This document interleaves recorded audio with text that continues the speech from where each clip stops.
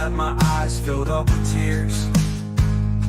And yes, we'd like to fake our deaths and go off of the grid, but the truth is we are softies and we truly love our kids. So join us every Thursday night to laugh at all our pain. An evening in the Parents Lounge is the cure for staying sane.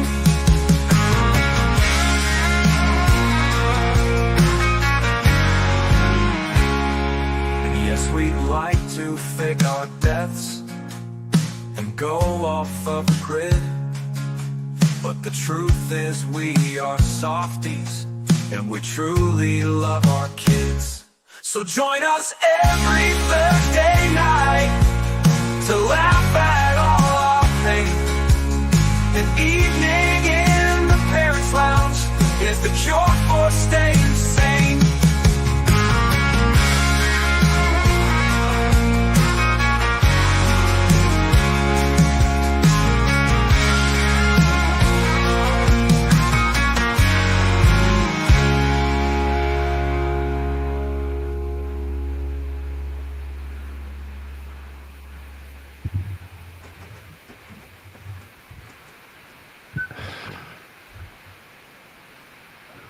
Hello, everybody. Oh my God, I made it. Just letting the music play out, Jay. It's good. Now, welcome everybody. Did you heard that music, right? We got it a little like in chorus there. Welcome to another Parental Mental Health Thursday night. It's Thursday. It is Thursday. You're correct, and you've one for one. I'm hearing doubles of everything now.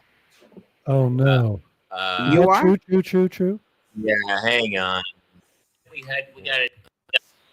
That is why. What happened? What'd you do? My Instagram wasn't muted, so that's on me. That'll do it. All right, enough technicalities. We have such a great show tonight. We have a limited time with him tonight. Jamie, Kaler, Jason Gowin, Jeff Lewis here from the Parents Lounge, doing our Thursday night parental mental health. It's a new year. We're talking New Year's resolutions, allergies, Christmas breaks, fires, and trying to get through this thing called parenting. Our guest tonight is he's a really great friend of mine, a mentor to me in the world of comedy, arguably one of the biggest comics of all time, from the Blue Collar Comedy Tour and his own show. When you have a show with your name in the title on television, it's pretty big. Please welcome Bill Engvall tonight. Hey, everybody. I need to thank Bill for bringing us Jennifer Lawrence. Oh, that's right. Yeah, was she on the show? She was on your show, Rachel. Oh, that's right. Is that where she got her start? Was your show? Yeah, we gave her her first job. That's awesome. What did you say, that you better have a college episode written because she wasn't going to be there long? Something like that? Yeah, she was not long for our world. That's funny. But you know what? Couldn't be a nicer, sweeter girl. And, wish her only the best. And I think things are going to work out for her. Things are going to be all right. She's done okay. She might work again. She's done some things. I don't remember her thanking you at the Academy Awards. Did she? She didn't at the Academy Awards, but I will say that when she came out with Winter's Bone, and then the next one, she gave me props, which was very sweet. That's cool. I'm surprised you weren't in Hunger Games. Yeah. How come you should have played the lead in the Hunger Games of the guy killing everybody, I think, at the time? It was that close. Yeah, that makes a lot of sense. Well, Happy New Year, Bill. It's so great to see you. I haven't seen you in a while. I used to open for Bill on the road, and it was one of the greatest jobs of all time, dude. I learned from the master.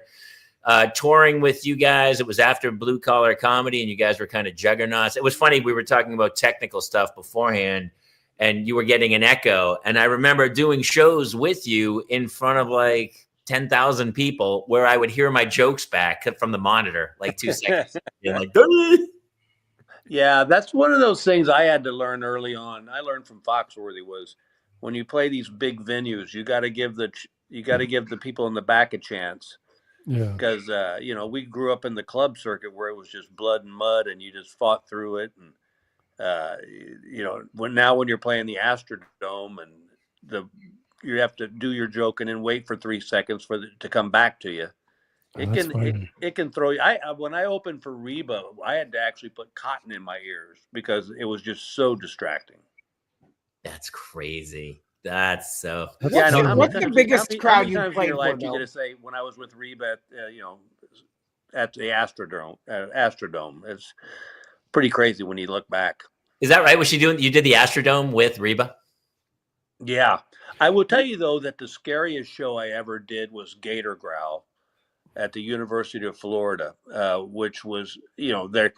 You know, it's not going to be good when their claim to fame is we made Paula Poundstone cry.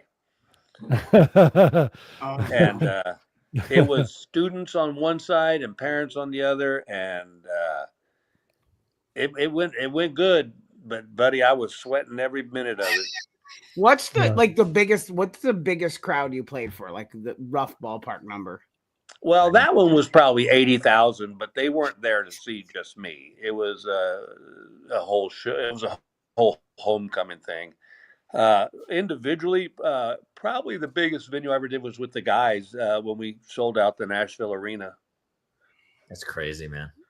It's so crazy. Is it It's so tough? funny Yeah, because that's really record common, for like, a number of years. Kreischer and those guys, and you know, Seinfeld's with Gaffigan, and they're doing you know, before you guys, it was like what's his name, Andrew Dice Clay. Yeah. You know, I think Steve Martin might have been one of the Right. first ones to sell an arena or something. Yeah. And it is weird because I do think Yeah, it's like such an intimate thing, and when it's like that, you end up just watching the monitor, and you're like, well, I could be watching this at home on Netflix, as opposed to it's more well, of the I event. often thought about that when we were doing Blue Collar, before they would let the crowds in, I would walk to the very top row and look down on the stage and say, okay, you got to play to this guy too. Yeah. And you kind of get used to it after a while, but it never goes away. I mean, I still am blown away and humbled by the fact that our fans were that loyal. That you know, like I said, we sold out the Nashville Arena in 24 hours and held the record till Bon Jovi broke it, which was Words You That's Never Hear pretty- Together comedy tour in blue and Bon Jovi. But it was crazy. I mean, it was something you think you can imagine, but until you're there, it's just mind blowing. Is it tough if there's someone else on stage with you and you're talking to them? Is that weird too, or? That's a great question.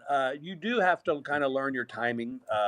Like when we would do the encore, you know, it was we had to be sure you gave everybody their time and that you didn't step on people. And Yeah. but yeah, it is weird. What was weirdest to me though was all we had to do was 20 minutes. And then we did the encore. So you had 4 guys doing 20 minutes and we did a 20-minute encore. But you know, my stuff, the 20 minutes, that's the setup, you know. It's like, That's funny. But I mean, it's so great because was- you guys were all such accomplished headliners, you know, who could go out and do hours of time, and then to have 4 crushers get out and do 20 minutes. I mean, there was a handful, the Kings of Comedy, there was a handful of ones that blew that up. And it must have been super fun because the one thing about doing stand-up is it's a lonely time on the road. But when you're doing it with your 3 best friends and selling out arenas, pretty great. that was the thing that I enjoyed the most, was that, you know, you weren't just you know, I don't think people understand how lonely the road be when you're by yourself. You know, I always joke that you knew you'd been on the road too long when you knew the room service menu before you checked in, you know, because you'd been there before. But people go, oh, well, did you go do this and do that? And I go, no, I'm by myself. What am I going to go take a tour by myself or go play golf? Nah. So you sat in a hotel room and the highlight of your day was getting a shower to get ready to go to work. Yeah. That's what Law and But Order I tell you Marathon. what, I wouldn't trade it for the world, man. And trust me, there was many a night I wished I'd had a band behind me. I could just go, this one's for us, boys. It's like, It's just I was telling Bill beforehand. I love having him on the show because we've had a lot of comics, a lot of actors, and other people on, and we always ask them parenting stuff, and they typically are like, I have no idea what I'm doing. Bill, you're one of the few people who actually every time we do this, we go, that's actually a really good piece of advice. And now you're in your grandfather phase where your children are grown and they have children. How's that working out? Are your kids listening to your words of wisdom, or are they like, you don't know anything anymore? Times have changed. Oh no, the first time I got Gail and I got left alone with the granddaughter, my daughter had a list made out of times, feeding schedules, bedtime, and I finally said, we raised you, so you didn't do bad. But, but that's the thing. I think listen, being a grandparent's the best thing in the world. I never knew it could be that much fun, but you also have to really kind of throttle yourself back a little bit because it's not your kid, and whether I agree with what you're doing or not, I've got to bow to the fact it's your kid. And, my daughter and her son-in-law have done a great job raising those kids, did a lot of things better than I did. But there are moments that Gail and I will kind of look at each other and go, all right, well, it's time to button the lip and sit back. Does that happen a lot? Do you mean they have their ways and you have your ways? Lot, because they're not that. Because Jason, here's the deal. As much as we say we don't want to be like our parents, we end up being almost exactly like them. And the reason is because they didn't do that bad a job. My parents were great. Were there faults? Yeah. But, I didn't end up making any fatal mistakes or doing something too stupid to recover from. And same with our kids. I used to tell my son all the time, I go, try thinking a week ahead instead of just an hour ahead. That's so good. That's such a good. Yeah. Actually, that's a good note for me. Every day, my wife is like, what's coming up next week? I'm like, Kate, let me just get through today. I'm just trying to survive through today.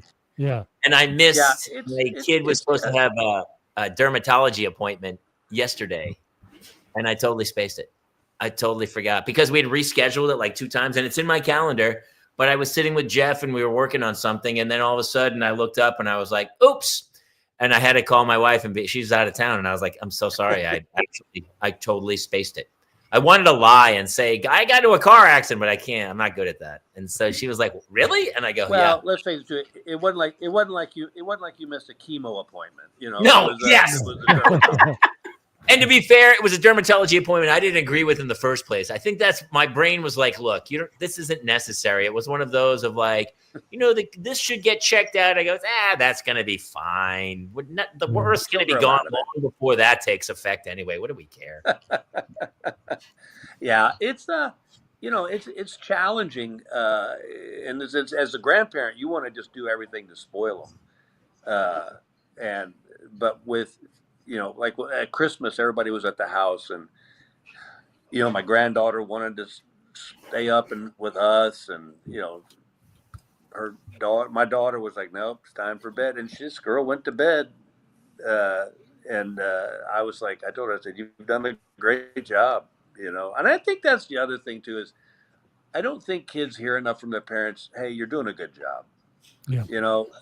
It's easy sometimes just to say, oh, I would have done it this way. But I told my daughter one day, I said, look, I go, you're a great mom. I go, keep doing whatever it is you're doing and don't anybody tell you different. Because the kids will tell you if you're doing something different, and if it's not right. But, I still do the, we're going to have a little extra bowl of ice cream or. Yeah, you got to spoil them. Yeah. How many grandkids do you have now, Bill? 2. Got a 5-year-old granddaughter and a 2-year-old grandson, and he is all boy. They don't know. There's no time passage from when they go to bed and when they get up. I mean, that was the hardest thing for me, I think, as a parent to learn, was that kids don't understand hangovers. And, we're going to sleep in tonight, this morning. They're like, nope, get up, we're going. So, Bill, my kids are 9 and 11, and I was dealing with that, where I was like, you don't understand what a hangover feels like. So one night I got them both shit-faced drunk. And the next day, they were hurting. Oh, man. And I said, see how it feels? Doesn't feel good. So if this shows up on a trial basis, do I need to acknowledge that? Or Yeah, you're going to have to swear. Yeah. That's the They don't scary thing understand. about today. You can't hardly say anything anymore. It's all on YouTube. And, It's all recorded. It feels like it's swinging back, Bill. It feels like it's swinging back, man. I think you can say a couple things now, and I think it's all going to be okay. Yeah. I did an interview just the other day, talking about jumping subjects, and the guy was asking me about, I said that what I wouldn't have given to have YouTube when I was growing up in the business. The way you got your name known was you just banged it out in the clubs for years. And now, and God bless them, use every tool you got. But you see guys like Nate Bargatze and Joe Coy and all these guys that they came up through the YouTube generation, and it was it's amazing the power of it. And I don't regret growing up the way I did comedically. I got to learn from the best. But boy, it would have been a different world, I think, if we had that the internet, posting your bits online so people got to know you. Who's the girl, Leanne Morgan? She's another one to explode. She's been around a while, but I did a crazy show, Red Fest, like a concert with it was like everybody was at, every country star was in Missouri doing this Red Fest thing, and they had a stage on the side, and Leanne Morgan was there, and everybody bombed because the music was going on right next to it while we were trying to tell jokes. Nobody could hear it. And yeah, Leanne's like one of the greatest, and it's social media. But Leanne, Joe Coy, and Nate also paid their dues in the trenches in the clubs. There's a whole slew of people who are just TikTok stars and then they go do a stage show, and everyone's like, well, their stage show is not that great. And it's like, well, it's a different skill. They're doing TikTok, they can blow up. But to hold the audience for a full hour in a club, I think is a skill unto itself. Yeah. Oh, I agree 100%. And like I said, nothing against these guys and girls that are doing this, but my question is, okay, you got a 5-minute video, 2 million viewers, but if we were in Omaha, Nebraska, and we had to do 90 minutes, are you going to be able to stand up? And it is that comedy is complete art that I either ignorantly or naivety realize that. Thank goodness I picked up on it. You can't dabble. I don't. You just got to be fully committed or do something else. So Bill I feel like Bill is really showing his age, because is it just me, or is his stream, you're locking up, brother? You're freezing repeatedly. Now, to be fair, Bill's house was struck by lightning a day ago. Yeah, and by the way, I'm out in the middle of Texas nowhere, and so I'm doing this on an iPhone, which poor Jason, I had to call him today just to find how to get it going, and so I apologize for it being jumpy. It probably because. Oh no! He's like, he clicked it out. All right, well, let's see if we can get Bill back in. But until Bill gets back in, we had Jay Check says, I want to tell my kids they're doing a good job, but they can't nail down roof shingles to save their lives. Really thought the 5 years. Yeah, Jay, I'm the same. If my kids, learn how to here he comes. Ladies and gentlemen, Bill Engvall's back. Hey. Oh, it amazes me we can put a man on the moon and maybe a man on Mars, but we can't get one signal that's worth a darn anymore. Bill, please. Nobody landed on the moon. There is no moon. We know the truth. Let's get to Yeah. Hey, are you down in Texas? Are you working? Where are you in Texas? Are you the next Taylor Sheridan show? Down there, down. Yeah, I wish. Down there. By the way, speaking of Taylor Sheridan, highly recommend Landman. So good, dude. Rob It's Thornton. so good. What show? He is such Landman. he's got that character nailed. It's But so no, I'm well down done. here. I came down here because actually we're about 35 miles from San Antonio, Oh, and we got snow the other night, so I had to come down to check on the pipes and make sure everything in the house is good. are you from Texas? Yeah. Right. Originally, I was You born are? down in Galveston. Oh wow, I was born and raised in Houston. My dad had a store in Pasadena, Oh, okay, yeah. and I went to school at UT. Yeah, I He's a was UT guy, born Bill. in Galveston, but we lived in Dallas, Austin. We lived everywhere. Oh, funny. I loved Galveston. Tiki Island. Yep. Oh yeah. That's Last time I hilarious. did a concert there, they gave me a key to the city as Born on Island. Oh my God. Does that mean you can stay there for free and drink for Where you free are? the rest of your life? Basically, yeah. Here's what I want to Didn't talk even about need the key. today. I want to talk about New Year's resolutions. Are you guys making New Year's resolutions, Bill? I mean, come on. At your and my age, do we need them anymore, or are we kind of set in what we're doing? Two things. I never really got the whole New Year's Eve thing. I don't know why. It just, to me, it's another night. Me too. As far as my New Year's resolutions, this is my advice: keep it simple. Like my New Year's resolution is to not eat beets. You know, that's a pretty easy resolution to keep. Don't eat beets. Don't hit my hand with a hammer. You know, just keep it simple. That's nice. I've already called 2025 a wash, so I'm just going to give up. We'll try again next year.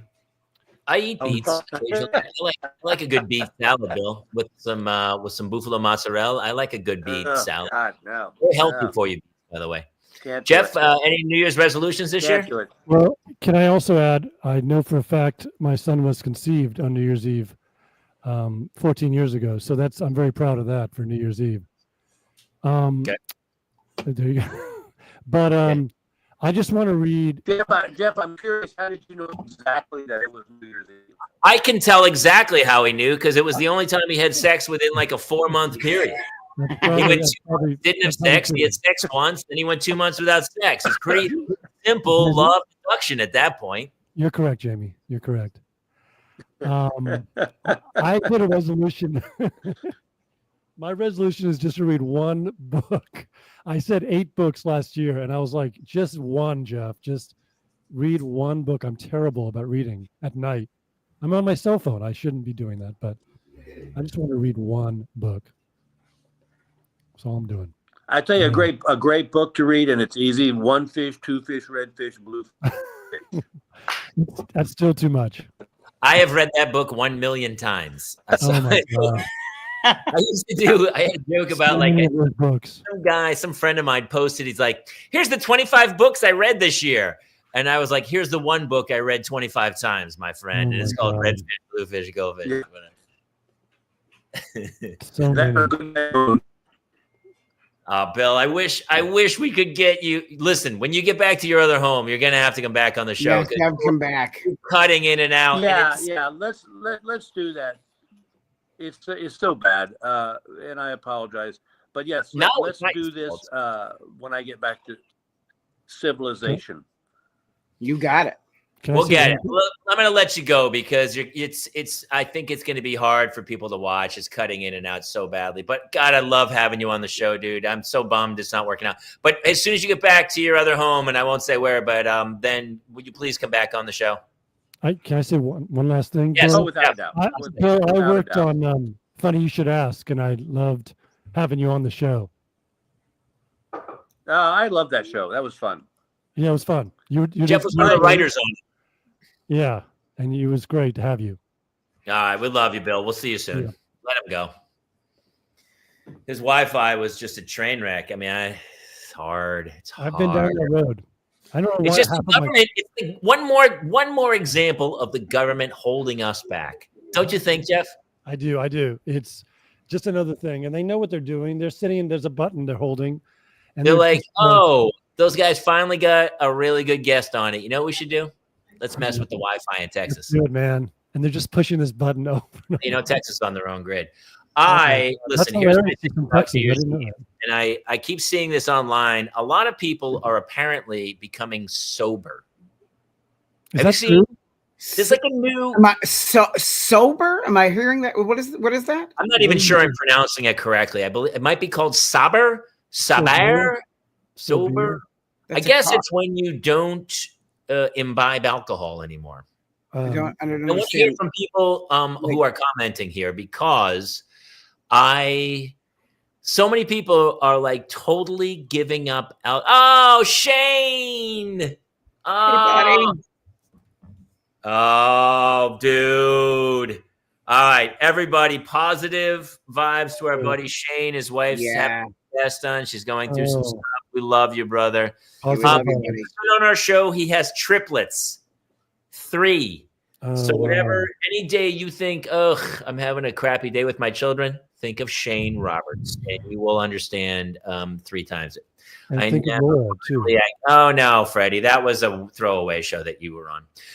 I want to hear from everybody, though, about drinking. Because here's I thought about it, and I was like, oh, yeah, we should all, and like nobody's drinking. You know, alcohol sales are plummeting. And the stocks are plummeting, and really, people are not drinking anymore. And my thing is like, not drinking enough. I put so much effort into becoming good at it.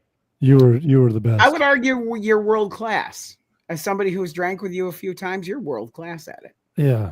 Listen, yeah, I'm not going to quit. I'll retire eventually. Where I'll like, you know, I'll take my bows and I'll go, you know, yeah. Did I have some 0 for 4 nights? Yeah. But I also had some killer nights where I mean, practice makes perfect. I'm really good at it now. And I'm going to take the other side. I am opposite.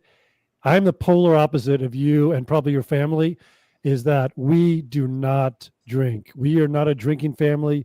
We never had alcohol for whatever reason.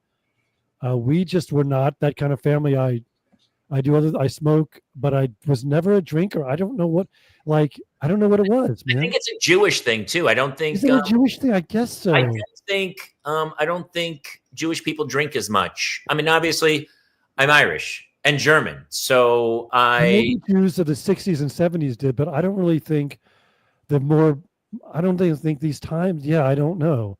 Is that right? Shane's not drinking either. But it's so funny because in Landman, that's what made me think of it. I'm drinking right now. Yeah, you are. Oh, I love it. Alex Slisher. I love that.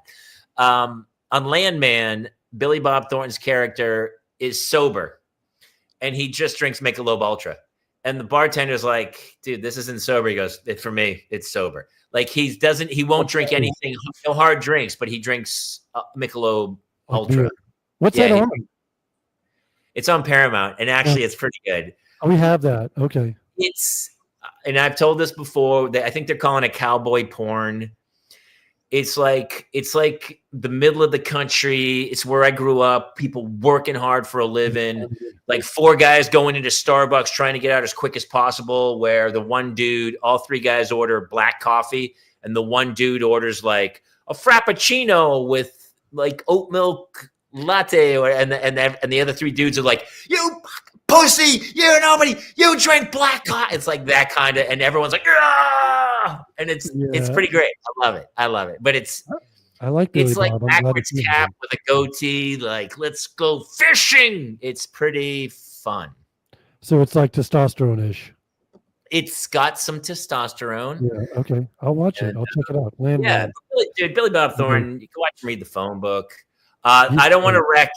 In the ending, yes, and there's a very good cameo at the very end of the season finale. Oh no! Like the drug lord, and it leads into the next season because the drug cartel's on the border. He's running the oil land. So I gotta Is it a first season show? So the whole season's out. Yeah, dude. Taylor Sheridan. I heard somebody the other day. They go, he's the white Tyler Perry. They go, Do you know I don't the know what story he's about doing. him? But he what? Do you know the story about him? He was Yeah. on the show. Yeah. Some producers said, you will never be more than 15th on the call sheet. Oh my And from gosh. that point on, he was like, I'm So he done. went home and wrote a little screenplay called Sicario, which is one of my Yes. favorite movies of all time. Hell or High Water. Hell or High Water is so good. 1923 is coming back. 1883 was amazing. I mean, and Sicario is so good. and he directs them, and he's Yeah. also jacked. Like he Yes. works. How is he doing it? Does Not he ever fair. sleep? He's like a robot. It's crazy how good the dude. Yeah, but he has tapped in whatever he's tapped into in this country, man. He's hitting it hard, and it's Yeah. don't get connected to any character on his shows. That's so good. You'll be hurt. Was He he in kills. Sicario? He wasn't in that, was he? He what? Has he been in his movies? He was in Hell or High Water, but was he in Sicario? I don't think so. Who? Maybe he was. Taylor Sheridan. Taylor Sheridan, yeah. He's in Lioness a bunch. He also he directs is. Lioness. He pops Marshall up. Lynch. Oh, he's in Yellowstone a lot, and he's in Landman. I think he Oh, shows up. funny. He's like Hitchcock. He just shows up in every project, Yeah. except he doesn't just walk through. He has like lines, and it's That's the amazing. dude, you got to give props to the guy. I Oh, mean, he yeah. really. Oh, I don't know what he's doing down there, but that guy, I would jump at a chance to be on one of his shows. Oh, my God. I know, it's so funny to see him in everything. I'd be the same. He's like Quentin Tarantino. He puts himself in everything, but the shows are so. Sons of Anarchy, that's where I saw him, yeah. So it is a new year. It's so funny. You reach a certain age where I think New Year's resolutions. I think you're right, Jeff, about reading. Oh, I'm My so bad. big one this year, and I think it was the same one I had last year, which I actually held out for a while, was not to yell. Yes. Yes. And I did it. I did it pretty well for a good hunk of the year. It may have slipped here and there, but I'm trying also not to engage in fights with my wife. Yeah. I just go, I can't have this. I can't have this right now. I'm trying to go all namaste on her. Yeah. And, but sometimes your wife really wants a fight. I really feel like wives like a fight every now and They're then. looking for it sometimes. Yeah. Yeah. Yeah. Oh, man. Like you do something 2 hours ago and then they come. Oh, well. Like you did something 2 hours ago and they walk up and tell you and you're like, it just feels like they couldn't wait to tell you that. Like they were busy watching a show, but man, the second they got a chance. Oh. But I feel like sometimes my wife's not really watching a show. She just, her face is faced that way, but her head is just, I'm going to tell him. I talked to my wife, and it's funny too, because we're so different, men and women, about how she obsesses over something where I can compartmentalize it and just go put that away. But she's like, it's right there and she can't let it go. When we had the fires and she had the luggage packed, I was like, Kate, you got to relax just a bit. You know, I think, Jamie, that you, like, in the couples, like, you are Marshall and I'm Kate, probably. Like, I think that we are drawn, like, I'm a high-stress person and I've dated women who are high-stress like me, and it didn't work out. I think you find that person that you know will calm you, or you're a calm person, you find the person that maybe you can calm down. I don't know. I think there's something to that. I totally agree. I think it's a yin and a yang. Yes. And they say, well, opposites attract, right? And so Oh, but the problem is when you do attract, then you get locked into a relationship and you're like, it doesn't. It's little things that person's doing that are the opposite of the way you would do it, where I'm like, the trash can's right there. You put the tea bag on the counter. Why wouldn't you just put it in the trash? Why? It's right there. Why wouldn't? Yeah. I can't. I could find so many couples where I say, yeah, that's he or her is like me, and the spouse is like her. I mean, there really is like, the calm and stressed. I think that's the big types. I don't know. I have such OCD about like symmetry and things in their right place that when my daughter tonight, this is insane. I come out, she's like in the kitchen. I walked into the kitchen. She's like, oh, and she like grabbed whatever she had and she like ran out the door. I was like, oh my God, what has she done? And the rice is out and there's rice all over the place. And I'm like, what, Hannah, what are you doing? And she goes, I needed a weight. And so she had a little dainty bag and she was filling it with rice to work as like a paperweight on something. And I go, what? That's really funny. I totally can understand that. Like, I get it too. It was like she was building a sandbag out of our rice. And so it was only a small portion of rice. I go, well, it's a food. So eventually I believe rice will rot and maybe you shouldn't make it with food. I go, there's nothing else you can weigh it down with. And she's like, well, I guess I could other things have weight. You could place something with weight on, which I don't know what you're trying to do exactly. So then I go, you can have more rice. It's whatever. And she goes, no, it's okay. And she goes, I'll save the rice. And she goes to take the rice and it's just a little bit of rice. And she goes, I'm going to put it in a baggie. And I go, just throw it out. It's okay. It's not a big deal. And of course, when she tried to put it in the baggie, the rice just went everywhere, all over the kitchen floor. And I was like, so then she tried to clean it up, but then I was standing on rice and I was like, oh, this is parenting in a nutshell of like when your kid does something where you're like, why would you do that? Oh my God. There's no logical sense to what you've just done. And that's where I got the maddest. Like, and I should understand they're 3 years old. Why did I expect logic? They're not 3 anymore. When they were 3, I was like, I got it. You're an idiot. But now she's like, there's 9 and 11. And I'm like, you gotta. But Hannah's an artist, right? I mean, I think she has a lot in common with Lucy. Like they do things. I mean, Lucy covered an entire glass tonight in glue and I don't know why, but okay. Mine has the, she loves making slime. Like if she put as much effort into anything as she does making slime, and she's 11. And the other girls in her class are like already talking about boys and putting on makeup. And she's like, no, I'm making slime. And I was like, whatever, dude.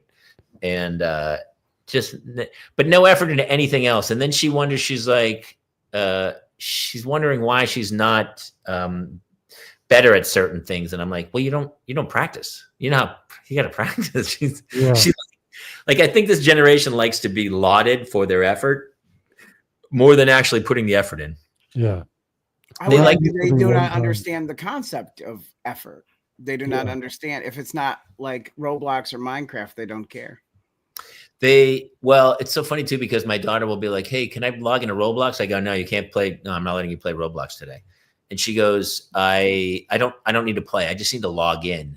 If I don't log in, I lose my days consecutive. So Roblox has a program where it's like you need to log in every day to get that reward. And the reward is like a rooster or it's just a virtual. It's a picture of like a cap. What'd you get today? I got a scarf. And that's her reward. But the dopamine is like surging through her body. Well, my son would do the same thing, leave his computer on, his laptop on all night. Because if the longer he left it on a game, the more he would accrue, reward points. That's it. It's about reward points. In the morning, I would be like, your computer is on fire. It's so hot. You got to turn it off, man. Like he didn't want to turn it off ever. Like it was burning on fire. Like the bottom was like, you couldn't touch it. And I said, you got to turn it off, dude. And you're going to blow out your computer. And also the screen is like, you can't leave a screen on the whole night. Like, won't it burn out the screen? I don't know that shit. But I don't want to burn But if I don't, I'm going to lose my Roblox points. That's what she says to me. She goes, if I don't, I'll lose my consecutive days. Oh, God. It's like, how would she react, Kaler? How would she react if she actually loses those? It's Hannah, right? Like, what will happen? I'm like really at the point of like, no, you're not using that tonight. And then I tie it to achievements. So if they're doing well in school, which they are, then I'm okay. I'm always like, all right. And here's the other thing. She's always like, my friends are on. And I don't want to be the dick who's like keeping her out of the group of friends so she's ostracized. Yeah. Dude, we go, you don't even know if I should tell this story, but there was an incident with a pencil case that was thought to be stolen at school yesterday. And I pick up my kids, and one of the kids is like, she comes to the car and she's taking forever to get to the car. And I'm like, what is happening? what is going on? She's like, it's okay. I'm going to be okay. She's like, then tears are streaming down her face. I'm like, what is happening? I don't want to tell you. I go, just tell me.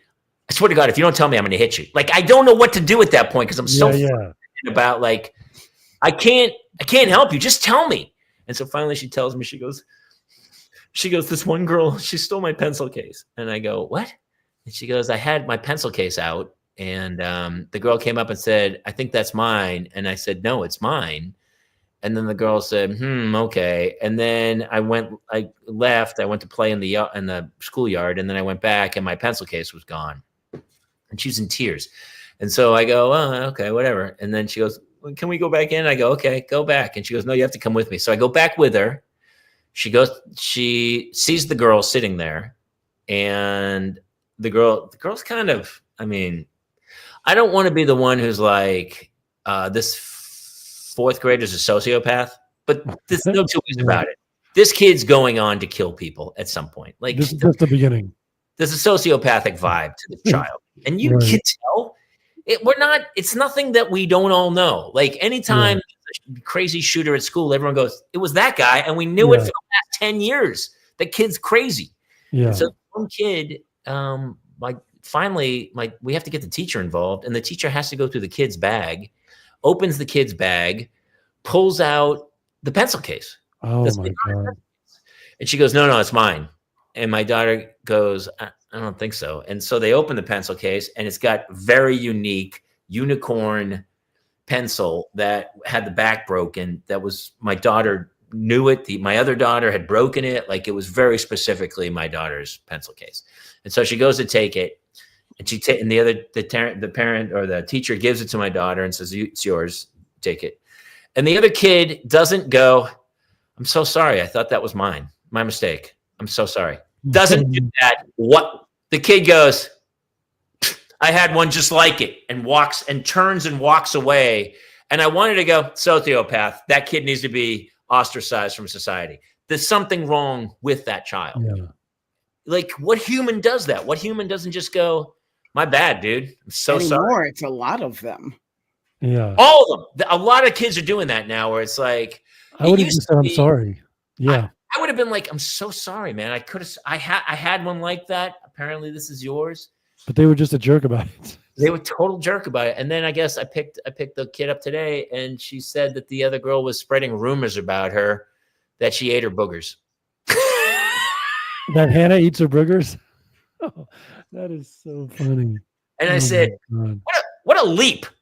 What a leap that the kid who's called out as a thief then goes, wait, you know what? I have some information I think everyone should know.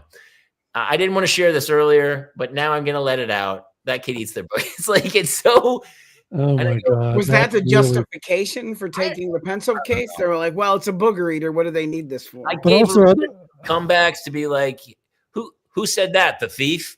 Like, I don't know how to fix the situation. I'm a 60-year-old dude who's like, part of me was like, 2 years from now, you're not even gonna remember this. This is insane that we're even wasting a moment's thought on what's happening right here. See, I pay another child to start a vicious rumor about that kid who stole the pencil case and started the booger rumor. That's what I would do. But what a weird rumor. I mean, like the kids are like, yeah, we all do that. We all eat our boogers.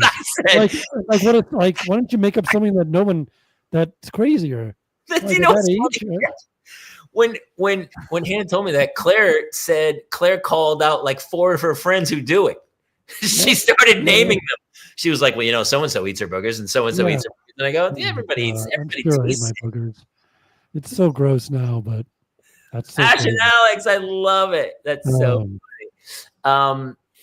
But that's like a day. Like, that was like an hour of my day of like, what am I wasting my time on this shit for? Yeah. But yeah, picking them up. Maybe this is off topic. I want to see if you guys can relate to this. Like, I hope my son can't hear, but basically he went last night to do soccer practice, and he was kind of like, afterwards is like, well, I didn't like it because everybody was better than me. They were really good. And my life has always been, I don't get better unless the people around me are better than me. Like when I played basketball, I got better because of better people. When I was at Acme, people were better actors and funnier. And I was like, oh, I learned from like, you and Jerry Lambert and those people. That's how I got better. So I didn't understand I don't know. I don't like it, but it's if you want to get better, I feel like you got to be around people that are better. I am a boomer, Andrew. I'm the last year of booming. Okay, boomer.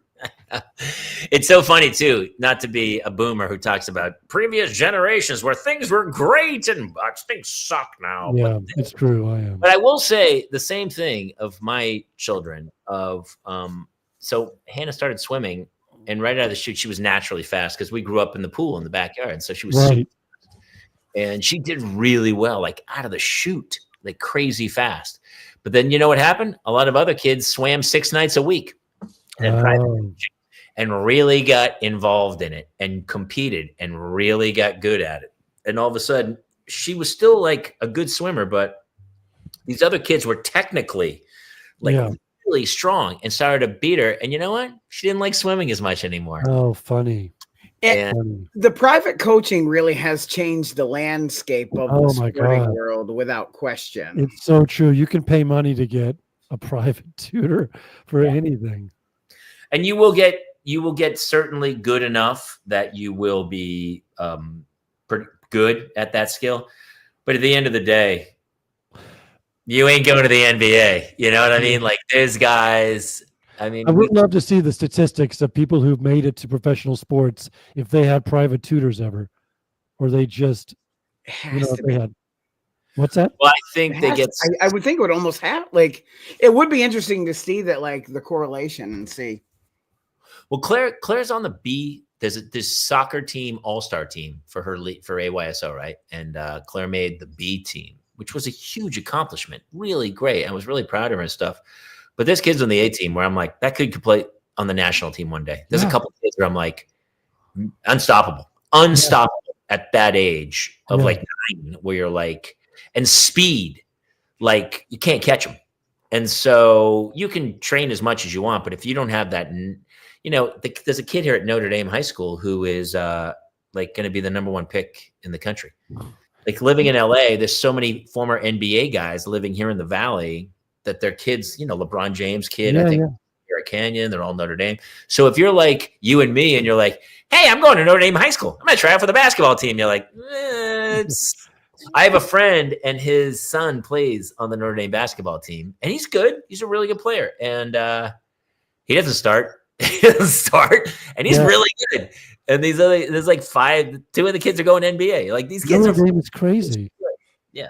Am I correct? Is there a professional soccer player somewhere that is like 13? I can't remember. There's a kid who played for the Philadelphia.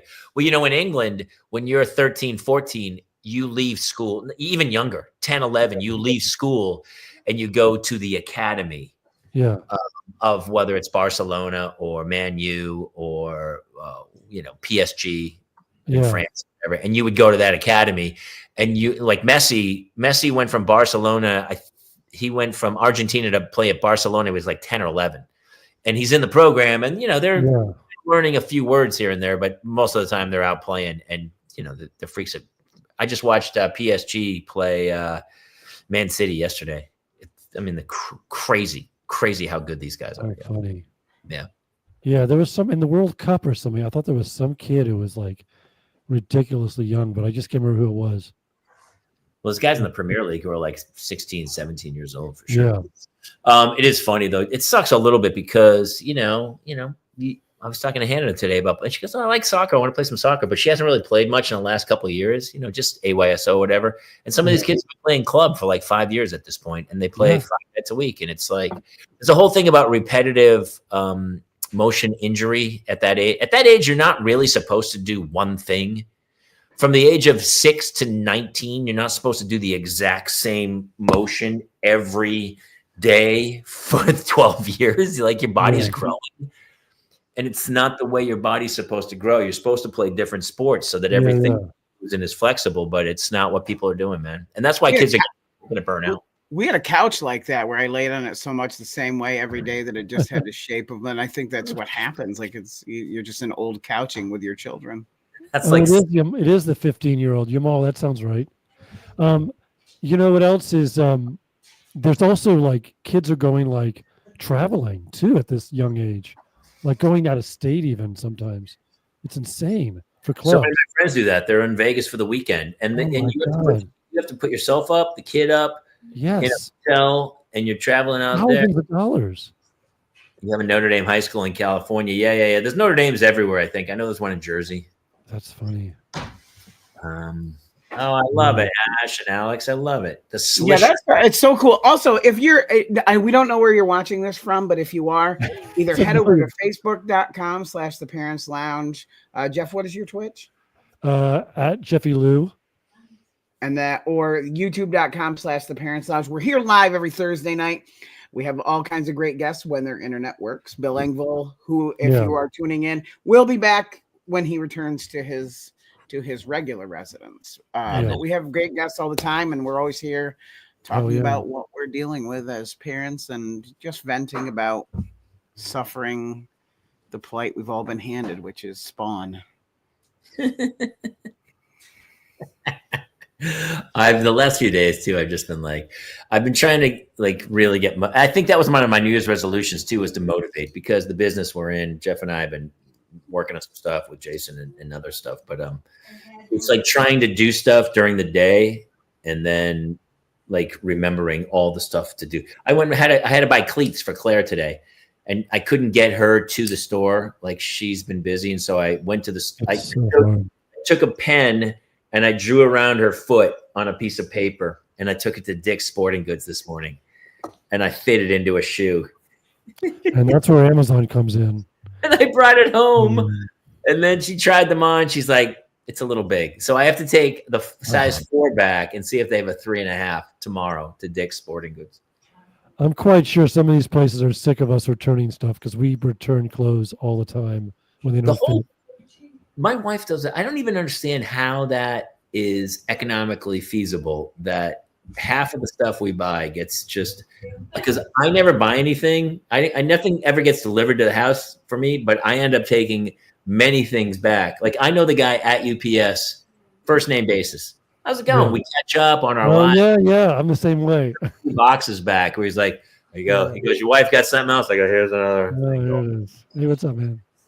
I don't know why they don't stop return stuff. They should just stop making kids' clothes at some point, because it's like, why are people buying new kids' clothes? Like, there's so much hand-me-downs. You could support the whole world. Do you know this whole thing about fast fashion? No. What is it? So fast fashion is this new thing. I guess it's been for a while. Brandy Melville or something was the big one. And basically, you're buying almost disposable clothing. Like, you're buying shirts. It's not crazy expensive, but they'll be for a season, and then they'll kind of fade out, and then they'll go in the trash or whatever. Yeah. And so people are buying more and more and more clothes, and all these clothes, it's huge waste, because then it's going into landfills everywhere, because it's just disposable, basically, clothing like H&M or whatever. And I was thinking about, like, in the 1800s, like, if you see Outlaw Josie Wales or something, he rides with the kid. The kid has one shirt. Like what? And the question is like, really, why do you need a second shirt? Maybe a second shirt so you can wash one and have the other one. Yeah, but this like 2-3 drawers full of T-shirts. Yeah, blows my mind. Like, when you think about the hours spent, like, somebody goes, they bought a shirt for what, $80, $90 sometimes. Maybe a nice, really nice one for 140. And you're like, how many man hours did you work to have that shirt to go in the closet with all the other, like, the waste of money? When we all sit there and we go, ugh, we don't have any money. I'm like, we had tons of money. We spent it on shit we didn't need. My wife still gives me grief. Like, I'll wear the same. Dude, I have a flannel shirt that I'm looking at hanging on my closet door. Is it the blue one? Yes. It's in every picture since like 1994. It's like starting to like get threadbare right here. Yeah. But it's a great shirt. And I've had it for 20 Over 20 years, probably 25 years. I've worn the same flannel shirt. All right, so listen, narcolepsy, underwear. Yeah, you need a couple extra pairs of underwear. Yeah. But in the Outlaw Jesse Wales, the kid Timothy Bottoms has a shirt. It is his mom like embroidered for him, and it's like a fancy shirt. And so in that day and age, they were like, look at his shirt. Look at the shirt he has. The only shirt he had. Like when he took it, he had to take it off and clean it in the river, and then put it back on. Like that's it. And it's like part of me wants to move back towards that mentality. Yeah. I'm on a 9-shirt rotation, and I rotate through those same 9 shirts until one of them becomes unsuitable to be in the rotation. Then it gets retired to lawn equipment shirt or like doing the yard work shirt, and then a new shirt replaces it in the 9-day rotation. It's just, and it's worked for me. Is this true? Mother Teresa has only 2 outfits? Has. Right? She had. Well, now she only has 1 outfit, and she's wearing it. Is that right? I think also with acting, like I do use a lot of shirts for different auditions, so there is that. But you have you have a suit, and you have jean shirts and a khaki shirt, and a khaki shirt and khaki pants and jean shirt, a polo shirt, maybe. Yeah. Most of the clothes I have, I stole from TV shows that I did. Oh, really? That's funny. The suit, I still have the suit from Will and Grace. I still wear They didn't collect it at the end of the day. Yeah, let's cut the suit to you, and the wardrobe people will let you take certain things. When I did Kenan, they had me wear suits all the time, and Marshall loved every single one, but they wouldn't give me any of them. They were so nice. Is that right? They didn't give you one of them? They would not give me a suit. Oh, you got a sweet talk wardrobe, baby. I did what I could. I was like, can I have all of these suits are nice? Can I have any of them? Just one.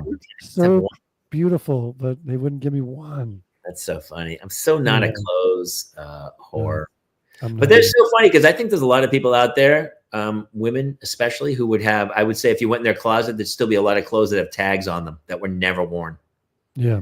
That were bought on a day for like $120. Just $100. But it's on sale, Jamie. It's 25% off. I got it cheap.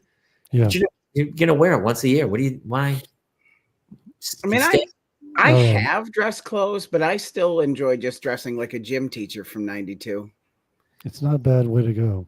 Well, I think gym teacher maybe 74. Gym teacher. Do you think I'm 74? And you won't even give me up to 85? Like maybe 81 or something.